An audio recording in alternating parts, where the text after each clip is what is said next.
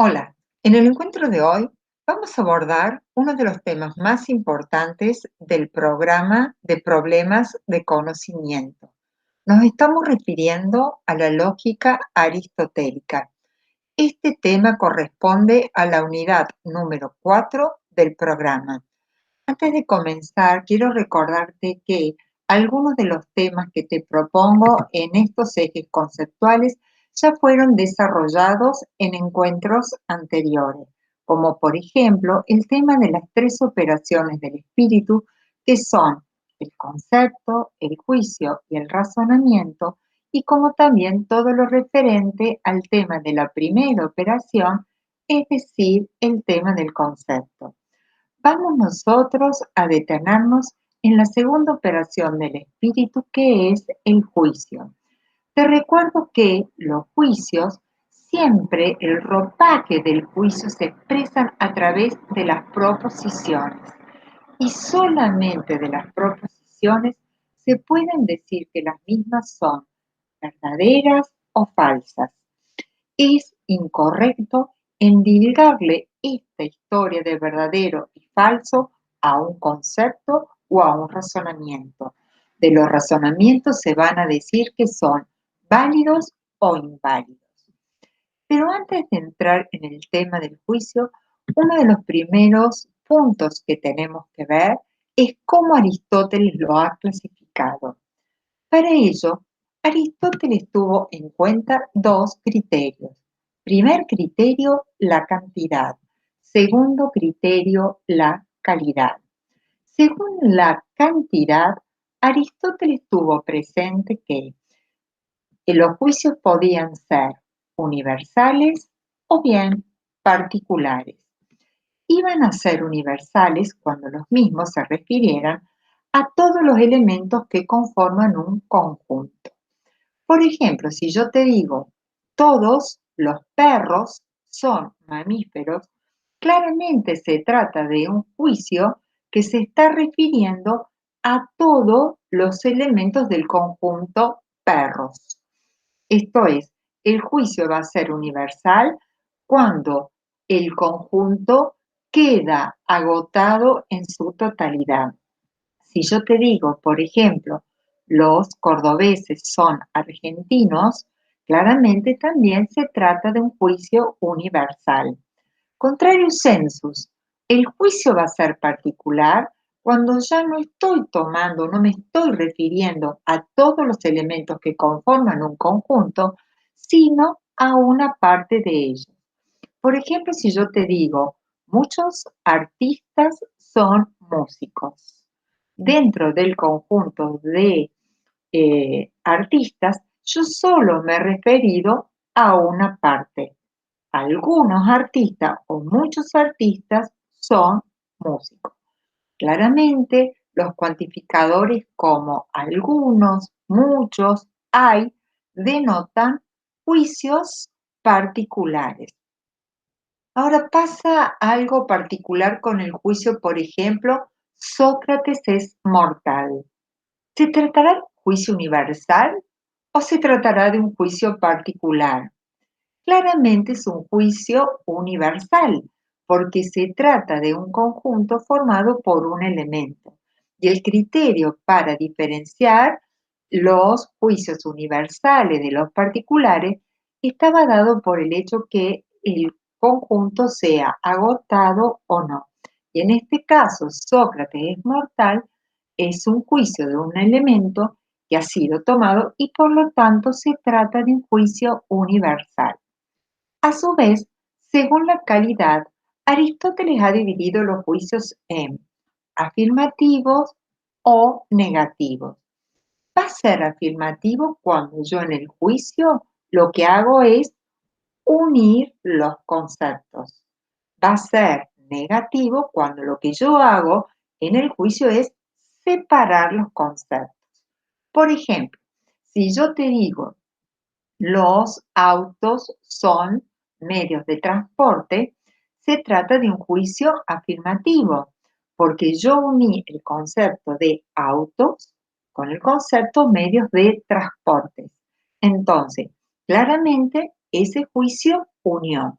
Pero si yo te digo, por ejemplo, la bici no es azul, es un juicio negativo, porque yo en este juicio lo que hice fue separar conceptos.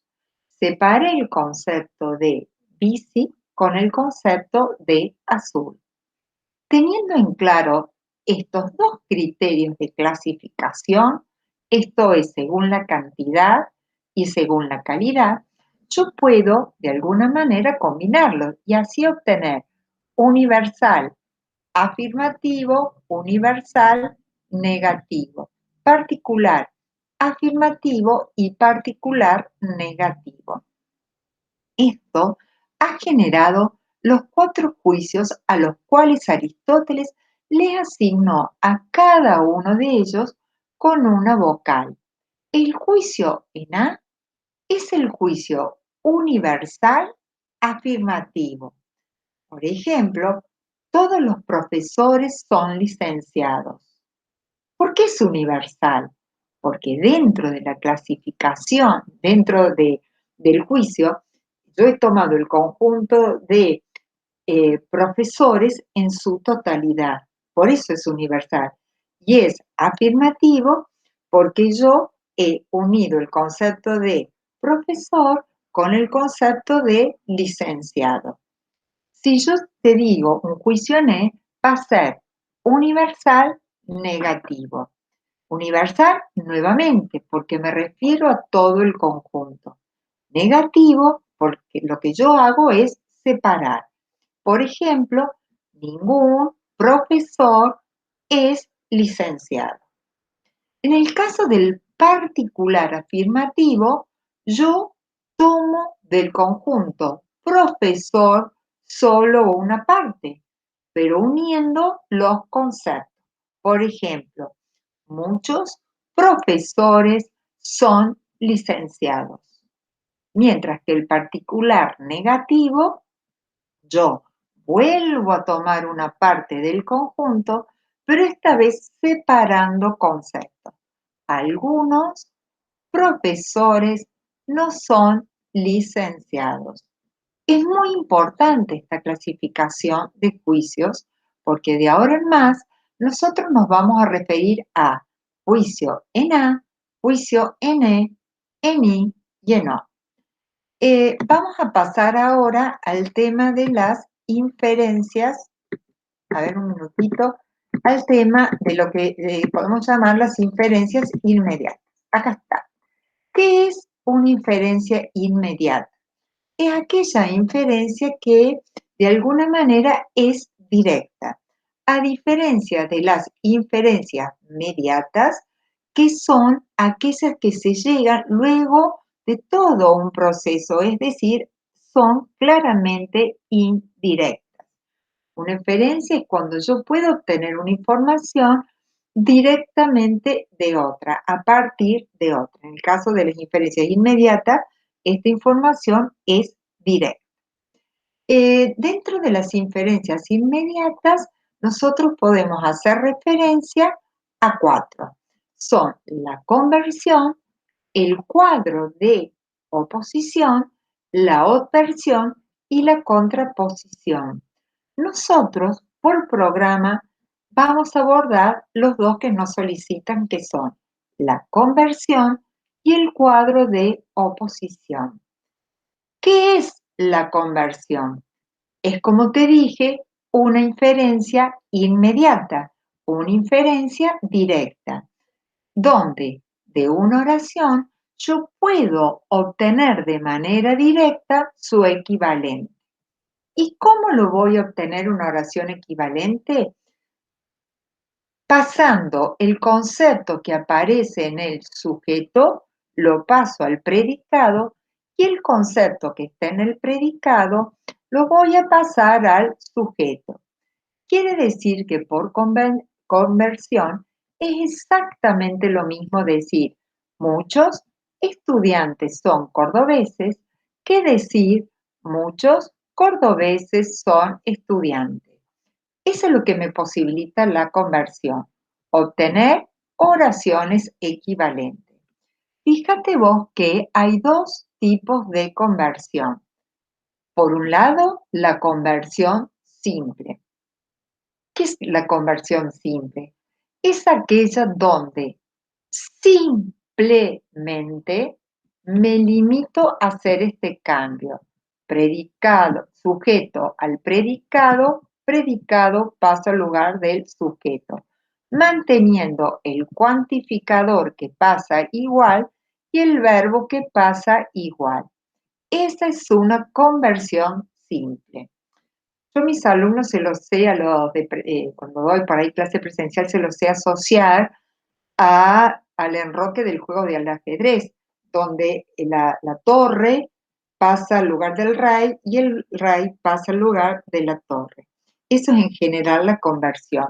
En el caso de la simple, como te dije recién, me limito a hacer ese cambio. ¿Dónde aplica la conversión simple? Esto es muy importante. Solo en dos casos. En los juicios en I, esto es particular afirmativo, y en los juicios en E, esto es universal negativo. Quiere decir que es lo mismo decir muchos músicos son personas sensibles que decir muchas personas sensibles son músicos.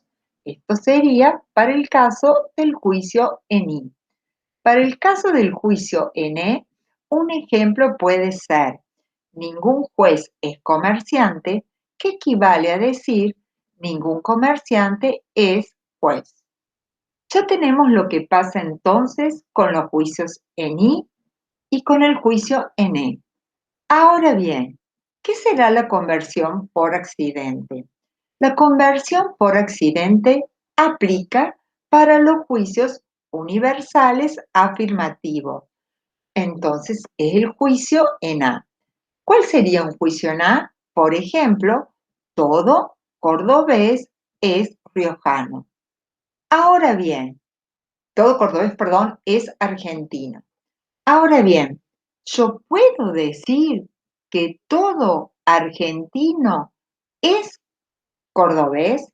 Claramente que no. Entonces, en la conversión por accidente, más allá de pasar el sujeto al predicado y el predicado al sujeto, yo también lo que tengo que hacer es cambiar el cuantificador.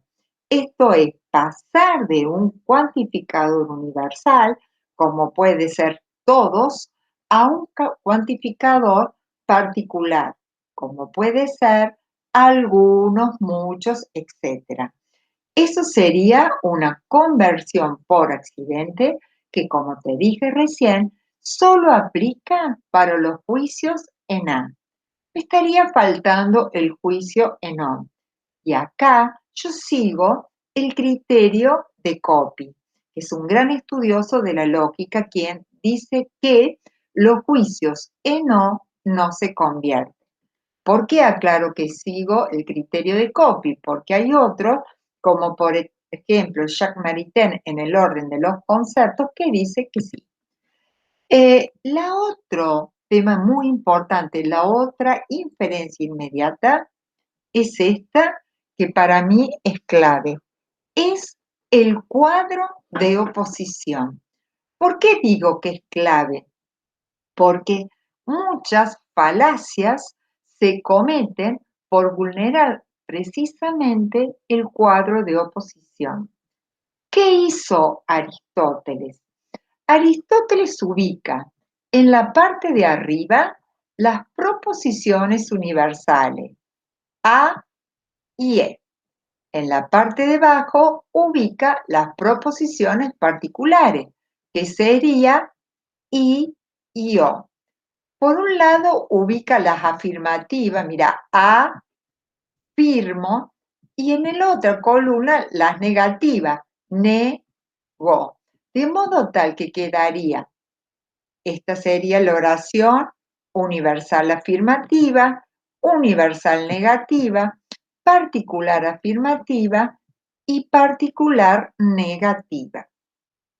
Vamos a buscar una oración y vamos a ver cómo sería, por ejemplo, a ver, una oración. Todos los, a ver, todos los estudiantes son aplicados. Esa claramente sería una oración en A. Todos los estudiantes son aplicados. ¿Cómo sería esa misma oración en E? Ningún estudiante es aplicado. Esa misma oración en I sería algunos estudiantes son aplicados y en O sería algunos estudiantes no son aplicados. ¿Qué advirtió Aristóteles? Advirtió que, sabiendo si una de esas 4 oraciones que te acabo de decir es verdadera o falsa, yo puedo inferir de manera directa la verdad o la falsedad de las otras 3, o si es factible o no. Y esto, como te dije recién, da lugar a muchas falacias. Para poder saber el grado de verdad o falsedad de las otras oraciones a partir de una, Aristóteles lo primero que hace fue establecer relaciones entre las mismas, que es la que te presento en este cuadro. Por ejemplo, A, que era universal afirmativa, es contradictoria a O. Por ejemplo, si es verdad que todos los estudiantes son aplicados, necesariamente va a ser falso que algún estudiante no es aplicado. Quiere decir que la regla de las contradictorias, que son acá están bien marcaditas con la flecha, A con relación a O y con relación a E, la regla dice que siempre las contradictorias deben tener diferentes grados de verdad. Quiere decir que si A es verdadera, su contradictoria o no tiene opción otra, tiene que ser falsa. Si E es falsa, esto es, ningún estudiante es aplicado, es falso, quiere decir que algún estudiante es aplicado, necesariamente tiene que ser verdadero.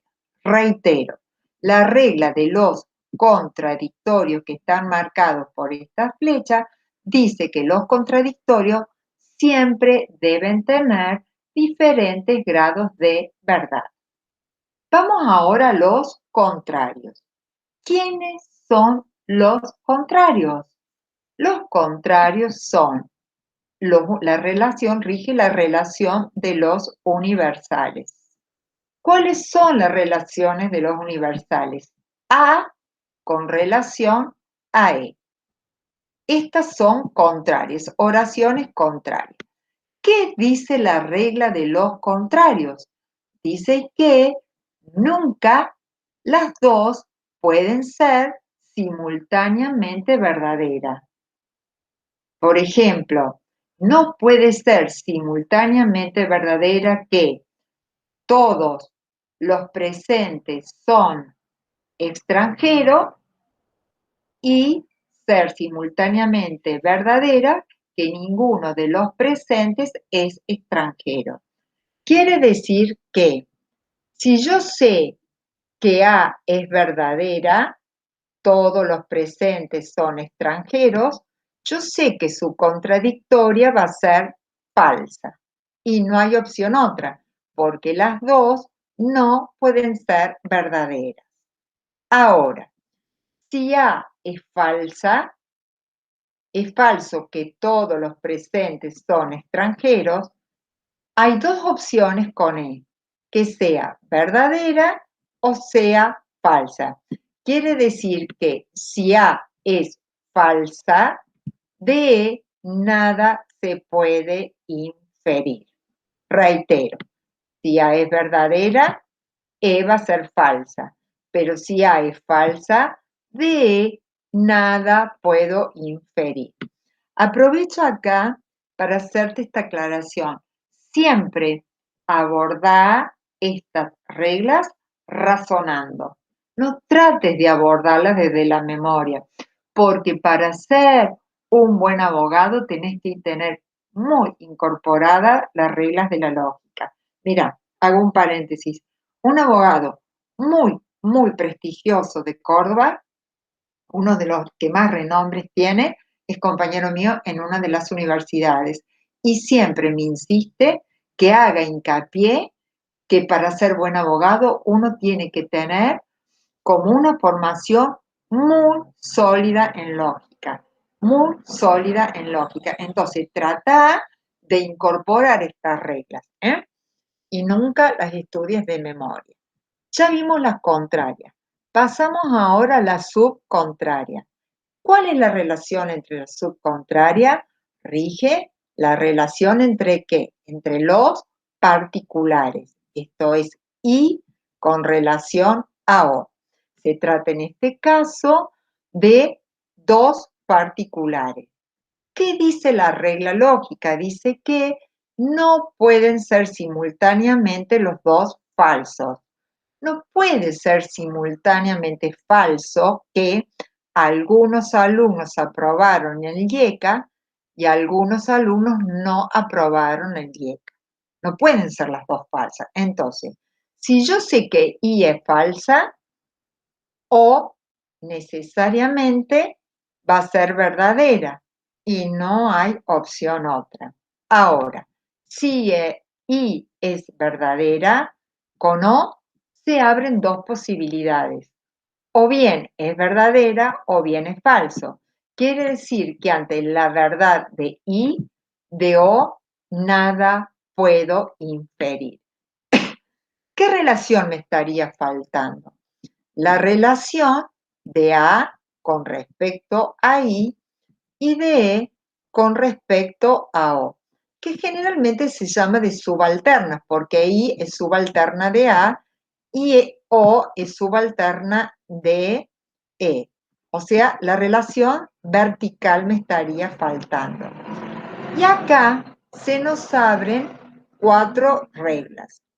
¿Qué pasa? Esto que te voy a contar a vos es una de las falacias que más se comete.